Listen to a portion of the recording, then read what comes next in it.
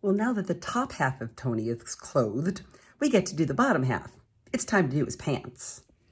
It's a technique I've heard about but never tried before. I'm going to build a pair of trunk hose using as the lining a pair of boxer shorts. This is the center seam, so his boxer shorts only come to there, and my usual lining pattern comes to there. So I am going to shorten these quite a bit for him. Always remember to check the rise. This pattern should work because you have to check the rise not at the cut edge, but at the seam allowance.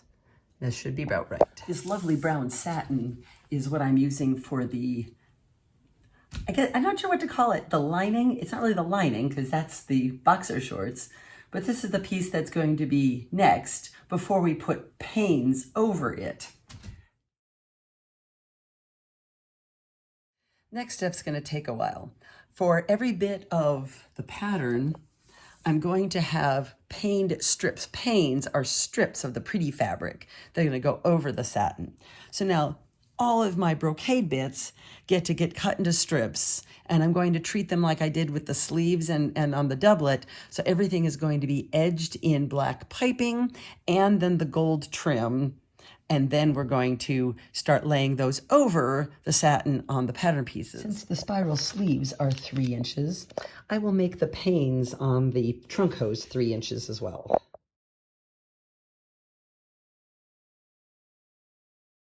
Here they are in the nice fabric. Now I get to do it all again out of the lining fabric. And now I get to take the lining and sew them right sides together. Fortunately, it's pretty easy because all I have to do is stitch in the ditch where the piping was.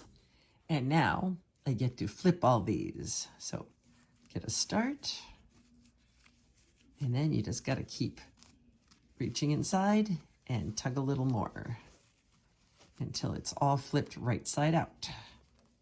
To speed up the process, a pair of hemostats, they look like scissors, but they have teeth. You can reach in and pull, and you can get a little more at a time. And now I iron. I have all the ironed strips. I have the base. Now what?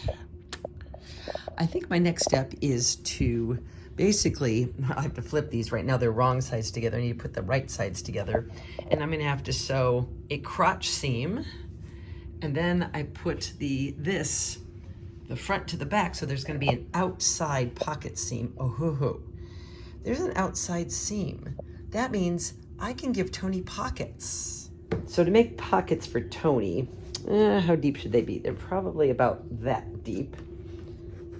So we're just gonna go, I'm just winging it.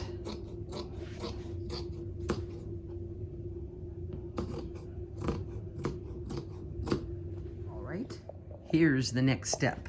I've gone and sewed the pockets, as I said, to the pants. So now we have the crotch seam done.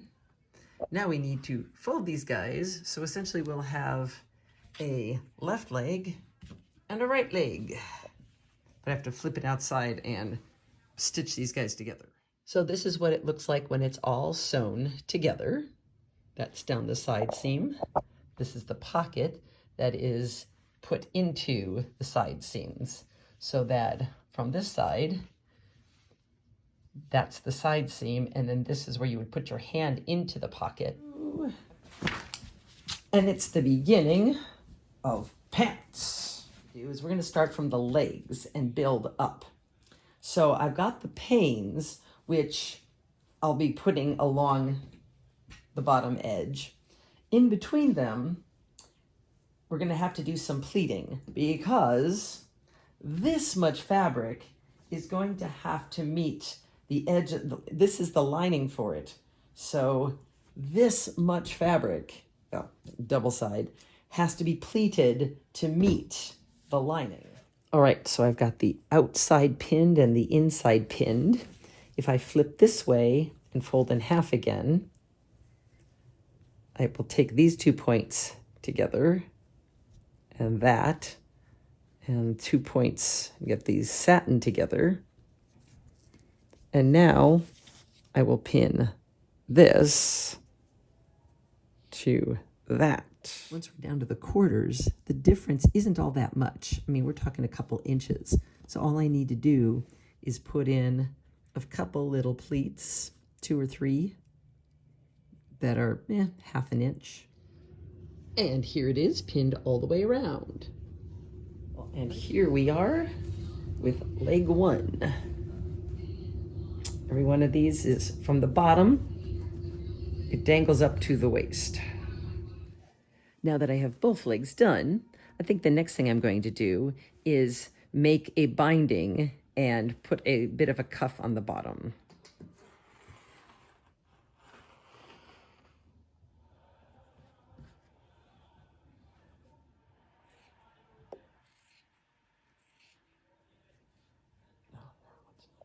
Next step is to fold it under, and I've pressed one edge, and I would have to tack this down by hand. This next step is going to be fun. I have the lining, the outside layer, and all of the panes that are going to have to be tacked up. What I have to do before I can get these guys together and put a waistband on it is I've got to stuff them. Now, if you just stuff them with something like fiber fill, they would be deathly hot. And this is going to be worn in North Carolina. So what I am doing is I have 10 yards of tulle, which I am going to unroll, cut in half, separate as wide as possible, and then crunch up to make this will create volume without adding any heat. Well, as little heat as possible. Just cramming it into the leg. I just cram, and as I cram around, it'll eventually fill out like that. So I got excited and did the next step and flipped up the panels and sewed them down to the top without videotaping. And this, my friends, you can see why these things get nicknamed pumpkin pants. Next step, install the waistband. Now this waistband is less long than this distance all the way around the edge. So I am going to have to put some pleats in between all of the panes. So for the waistband, I sewed across the edge, clipped the corner, and now I can flip it. One edge is serged already, and the other one is not. So the non-serged edge is the one I'm going to be sewing against the edges here. So here's the front edge pinned, and there's the center back pinned right there. So now all this extra volume, all that volume has to be tucked in. The waistband is now attached, and because I finished the inside edge, I can now do a technique called stitch in the ditch.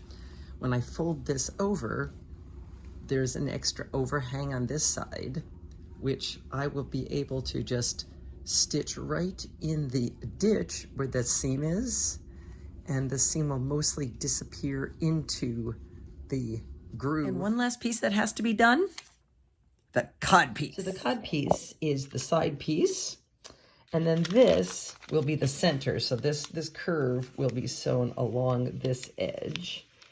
And oops, I need to cut out another piece to be the back side here.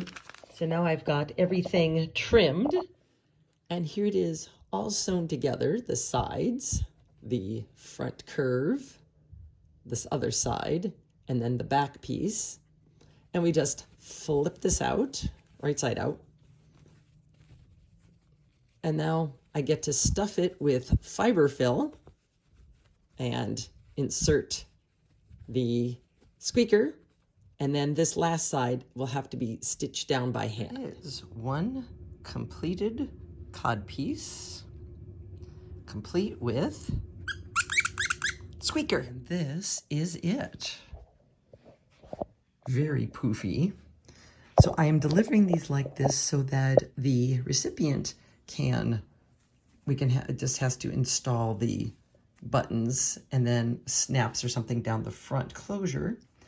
And then what'll have to happen is the codpiece will get installed in here, and once you just stitch along this bottom edge, and that will get attached in about there and then flipped up.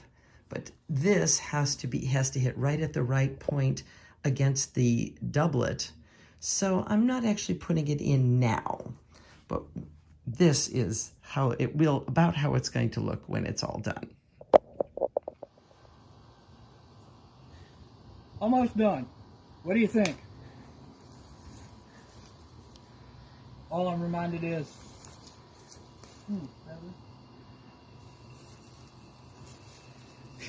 woo-wee, I'm about to make a name for myself.